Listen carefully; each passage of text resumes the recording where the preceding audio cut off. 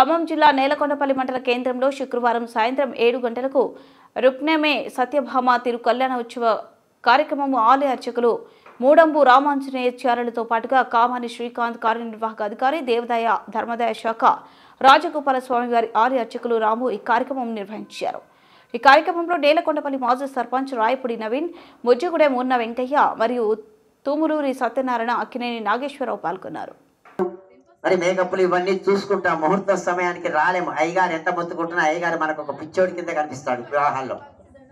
అందుకని నేను వివాహాలు చేయడం కూడా మానేశాను. ఆ వీడియోలు చూసుకుంటే ఈ విశేషమైనటువంటి ఈ ప్రక్రియను, ఈ మంత్రాలను పట్టించుకోరు. ఇవన్నీ జరుగుతున్నాయంటే ఇక్కడ ఆ కన్యాదాన సమయంలో 4 దాన మంత్రాలు శాస్త్రం తెలిసిన ప్రతి పురోహితుడు చెప్తాడు. ఇప్పుడు ఇక్కడ 4 దానాలు ఉంటాయి. మనకి ఇక్కడ వీడియోలు, కెమెరాలు, అటేపు చుట్టాలు, మేకప్లు సరి చేసుకోవటాలు లేవు కాబట్టి ఆ 4 దానాలు మనం చేద్దాం. మొదటి దానం ఏంటి? భూదానం. వామ్మో, రియల్ ఎస్టేట్ అంత ఉంది, భూమి ఎక్కడి నుంచి ఇద్దామండి? అందులో హైడ్రా ఒకటి వచ్చింది అంటే దాని ప్రత్యామ్నాయం ఒకటి ఉంటుంది. భూదానం చెప్దాం. ఓం గవామంగే, గోదానం. ఫస్ట్ గోదానం. గవామంగేషు తిష్టంతి భువనాని చతుర్దశ యస్మాత్ తస్మాత్ ప్రధానేన అతశాంతి ప్రదర్శమే. అందరూ చెప్పండి. గోదానం తుభ్యమహం సంప్రదే నమమ. గోదాన ప్రత్యామ్నాయం దక్షిణాం తుభ్యమహం సంప్రదే నమమ. ఆవును తెచ్చి ఇవ్వలేము, ఇచ్చినా భరించేవాళ్ళు లేరు కాబట్టి ఆవు కింద కొంత దక్షిణ సమర్పిస్తాము అని దీని అర్థం. అమ్మ అయ్యగారు మమ్మల్ని భలే గిరికిచ్చిందే అనుకోవచ్చు. తర్వాత మీ చాదరైనంత దక్షిణ సమర్పిస్తే సమర్పించవచ్చు. కావాల్సింది భక్తి ప్రధానం. తర్వాత భూదానం.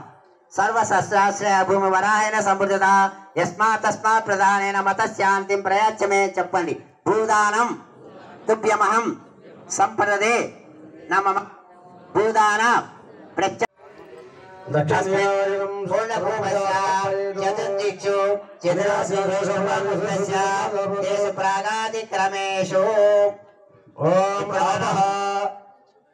శుద్ధి కావడానికి పుణ్యావాచనం అనే ఒక కార్యక్రమం జరుగుతోంది. ఇప్పుడు పుణ్యావాచనం అంటే ఆ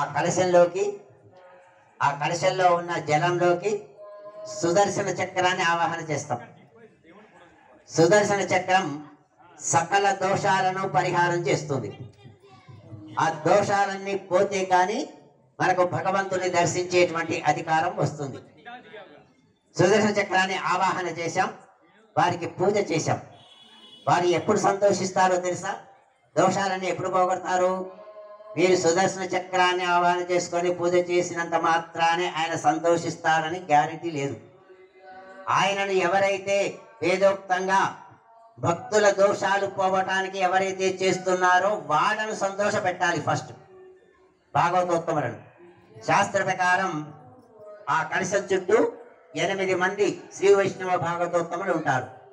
వాళ్లకు మనం తగినంత సంభావన ఇచ్చి ఆ పుణ్యావాచన మంత్రాలు వాళ్ళతో చెప్పించుకోవాలి.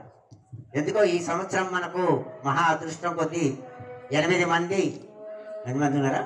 4, 3, 7, 9 మంది వేయించేశారు.